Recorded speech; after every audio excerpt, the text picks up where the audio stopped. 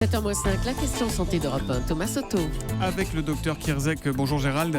Les autorités veulent prendre toutes les précautions et on a appris hier que l'armée avait décidé de fournir des antidotes aux hôpitaux pour qu'ils puissent réagir en cas d'attaque chimique.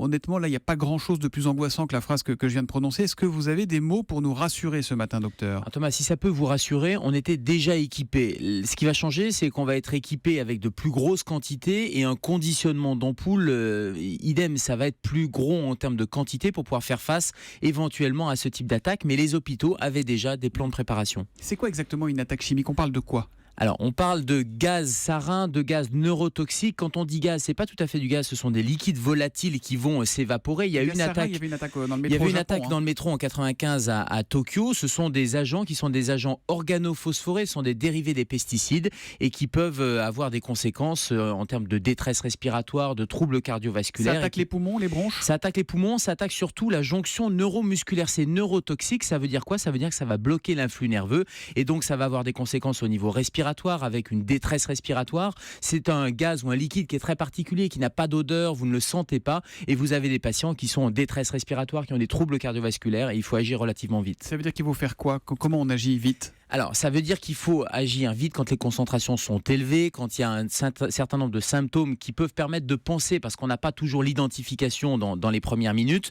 et il va falloir décontaminer. Ça veut dire quoi ? Ça veut dire déshabiller les patients, faire attention de ne pas les toucher, parce que si vous les touchez, vous risquez vous-même d'être contaminé. Donc, il y a toute une procédure de décontamination, des chaînes de décontamination avec ces fameuses tentes qu'on a tous vues dans des exercices. Et ça veut dire que ça se passe en dehors des locaux habituels de l'hôpital dans ces cas-là ? Ça se passe en dehors, ça se passe au plus près de l'endroit où il y a l'attaque. Et puis ça peut se passer aussi dans les hôpitaux.